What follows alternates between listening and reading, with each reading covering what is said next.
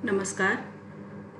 मैंने मेरी पिछली कक्षा में बात करी थी ब्रिटेन के संविधान में अभिसमयों की क्या स्थिति है, अभिसमय क्या हैं, अभिसमयों का पालन क्यों किया जाता है और इनका क्या महत्व है तथा कितनी तरह के अभिसमय वहाँ पर प्रचलित है जिनके आधार पर ब्रिटेन का संविधान वर्तमान स्वरूप प्राप्त कर पाया है।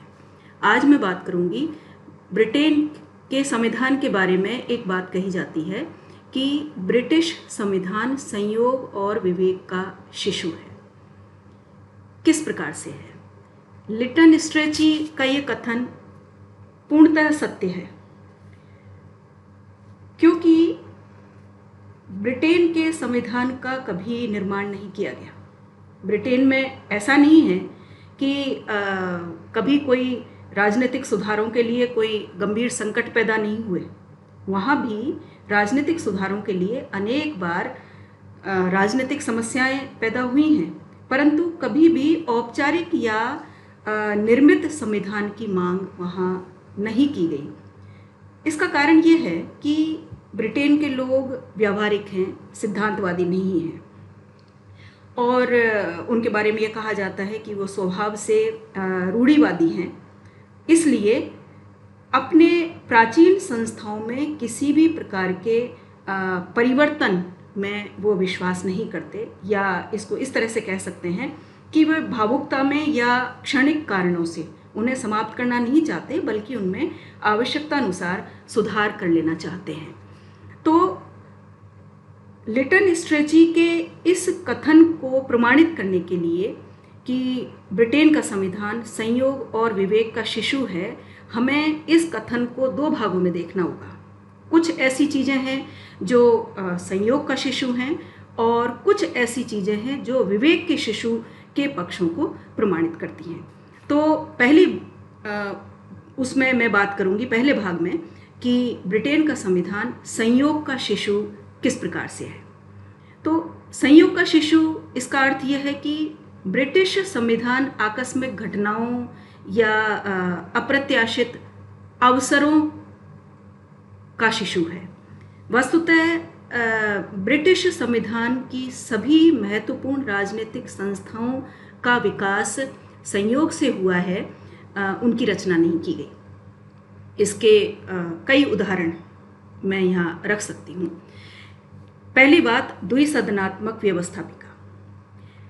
ये बहुत ही आश्चर्य की बात है कि विश्व के अधिकांश देशों ने ब्रिटेन का अनुसरण करते हुए द्विसदनात्मक व्यवस्थापिकाओं को अपनाया है या द्विसदनात्मक प्रणाली को अपनाया है, परंतु आश्चर्य है कि ब्रिटेन में इस प्रणाली को अपनाने के लिए कोई सोच विचार नहीं किया गया या कोई सुनिश्चित योजना का परिणाम नहीं रहा, बल्कि ये एक संयोग का ही परिणाम है।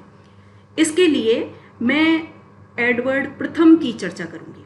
1295 में एडवर्ड प्रथम ने एक मॉडल पार्लियामेंट का आयोजन किया और उस मॉडल पार्लियामेंट का आयोजन उन्होंने किया टैक्सेस पर विचार विमर्श करने के लिए, करों पर विचार विमर्श करने के लिए। और इसमें उन्होंने 3 प्रमुख वर्गों को बुलाया। एक वर्ग था धर्माधिकारी वर्ग, एक वर्ग था सामंतवादी वर्ग और एक जनसाधारण या नगरों के प्रतिनिधि। प्रत्येक वर्ग करों पर पृथक पृथक रूप से विचार करता था, पृथक पृथक कर निर्धारित करता था। तो इस हिसाब से ब्रिटेन में त्रिसदनीय व्यवस्थापिका होनी चाहिए थी, लेकिन ये संयोग है कि वहां पर द्विसदनीय व्यवस्थापिका का विकास हुआ। वो किस प्रकार से कि धर्माधिकारी वर्ग और सामंतवादी वर्ग वो साथ हो गए, मिल गए। तो इस प्रकार से धर्माधिकारी वर्ग और सामंतवादी वर्ग दोनों के हित एक थे। तो इसलिए ये दोनों हितों के का एक समूह बन गया और जो तीसरा वर्ग था जनसाधारण या नगरों के प्रतिनिधियों का, उनका एक अलग समूह बन गया। तो इस प्रकार से दो भिन्न भिन्न हितों के उत्पन्न होने से ब्रिटेन में 2 सदनों का विकास हुआ।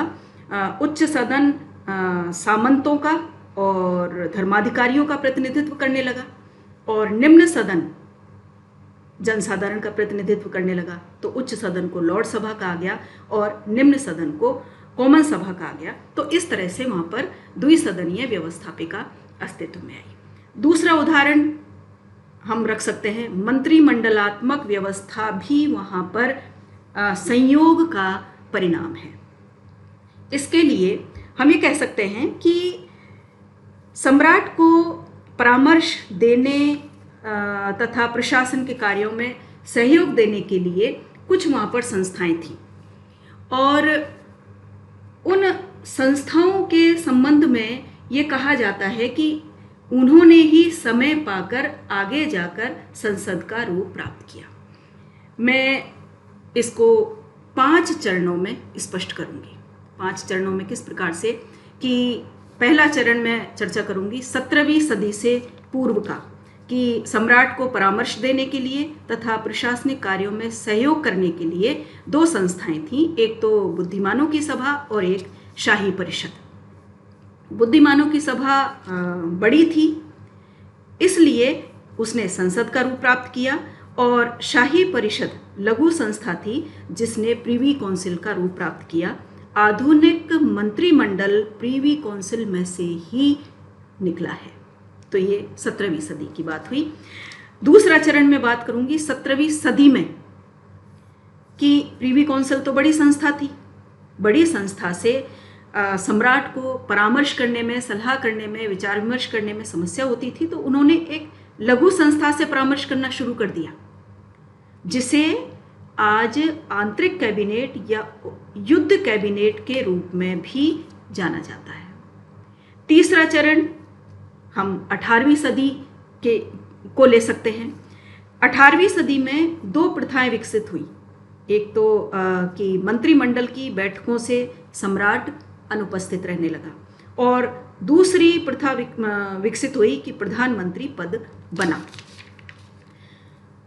जॉर्ज प्रथम जब बैठकों में नहीं जाने लगे, क्योंकि उन्हें अंग्रेजी का ज्ञान नहीं था या उनकी कोई रुचि नहीं थी, जो भी था, लेकिन जॉर्ज प्रथम ने जब बैठकों में जाना बंद कर दिया तो उनके स्थान पर जिसने बैठकों की अध्यक्षता की वो प्रधानमंत्री कहा जाने लगा। तो इस तरह से प्रधानमंत्री पद का विकास हुआ और सम्राट ने मंत्रिमंडल की बैठकों की अध्यक्षता करना बंद कर दिया। इसी प्रकार आगे हम बात करें 19वीं सदी की। 19वीं सदी में मंत्रिमंडल शक्ति का वास्तविक केंद्र बन गया। वो किस प्रकार से, कि वह सम्राट, संसद और निर्वाचक मंडल को मिलाने वाली कड़ी बना। राजनीतिक दलों के विकास ने दलीय अनुशासन और नियंत्रण को जन्म दिया। इसी प्रकार 20वीं सदी में क्या हुआ कि मंत्रियों को खुले रूप से अपने विचार व्यक्त करने की स्वतंत्रता प्राप्त हुई 20वीं सदी में, ताकि वो स्वतंत्र रूप से अपनी बात रख सकें। तो इस तरह से कई चरणों में मंत्रिमंडलात्मक व्यवस्था अस्तित्व में आई या उसका विकास हुआ। तीसरा उदाहरण मैं रखूंगी संयोग का, कि सीमित या संवैधानिक राजतंत्र। ब्रिटेन में संवैधानिक राजतंत्र का विकास भी क्रमिक रूप से हुआ है। जिस मात्रा में सम्राट की शक्तियों का ह्रास हुआ, उसी मात्रा में मंत्रिमंडल की शक्तियों में वृद्धि हुई। प्राचीन समय में सम्राट के पास असीम शक्तियां थीं, निरंकुश राजतंत्र था वहाँ पर। वह कार्यपालिका प्रधान भी था, वो विधि निर्माता भी था, और वो न्याय का स्रोत भी था। यानी व्यवस्थापिका, कार्यपालिका, न्यायपालिका, तीनों शक्तियाँ उसमें निहित थीं। परंतु धीरे धीरे उसकी शक्तियाँ कम होने लगी और वर्तमान समय में वो मात्र एक संवैधानिक अध्यक्ष बन करके रह गया। और सम्राट की इन शक्तियों पर सबसे पहले प्रहार हुआ 1215 में मैग्ना कार्टा के माध्यम से, और मैग्ना कार्टा ने ही सम्राट को एक तरह से सम्राट की शक्तियों को परिभाषित कर दिया। इसी प्रकार 1628 में फिर एक अधिकार याचिका आई। 1689 में एक अधिकार पत्र आया, अनेकों सुधार अधिनियम आए, जिनका परिणाम ये हुआ कि आज संप्रभुता निर्वाचक मंडल के पास है, संप्रभु के पास नहीं है।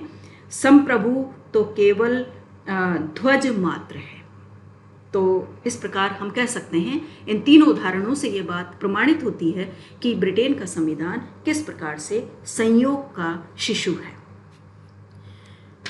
दूसरी बात, लिटन स्ट्रेची के कथन का दूसरा भाग कि विवेक का शिशु है।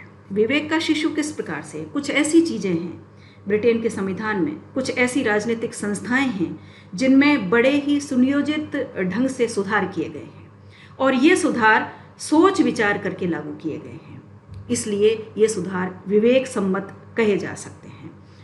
तो ऐसी कौन सी चीज़ें हैं जो विवेक सम्मत हैं? सबसे पहली बात कि वयस्क मताधिकार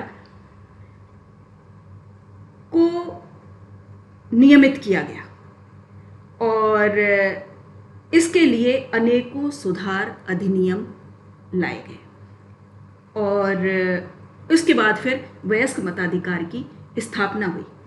मताधिकार की आयु 21 वर्ष से घटा करके 18 वर्ष की गई। ये सब सुधार अधिनियमों के परिणाम स्वरूप हुआ।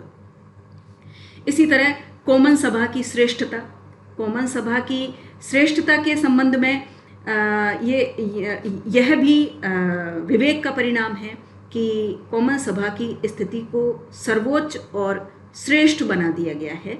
अनेकों सुधार अधिनियमों ने लॉर्ड सभा की शक्तियों को तो बहुत ज़्यादा सीमित कर दिया, या हम ये कह सकते हैं कि एक प्रकार से शक्तिहीन कर दिया, और कॉमन सभा लॉर्ड सभा की स्वीकृति के बिना किसी भी प्रकार का साधारण विधेयक लागू कर सकती है, या किसी भी वित्तीय विधेयक को पारित करके लागू कर सकती है। वित्तीय विधेयकों में और साधारण विधेयकों में लॉर्ड सभा की स्वीकृति की आवश्यकता नहीं रह गई है। इसी तरह से पियरेज एक्ट, जिनके माध्यम से लॉर्ड सभा की रचना में सुधार किया गया है, और उसमें आजीवन पियर्स और महिला पियर्सों की ही व्यवस्था की गई है, वंशानुगत पियर्स की व्यवस्था को त्याग दिया गया है। तो इस प्रकार से हम कह सकते हैं कि ब्रिटेन का संविधान संयोग और विवेक का शिशु है। धन्यवाद।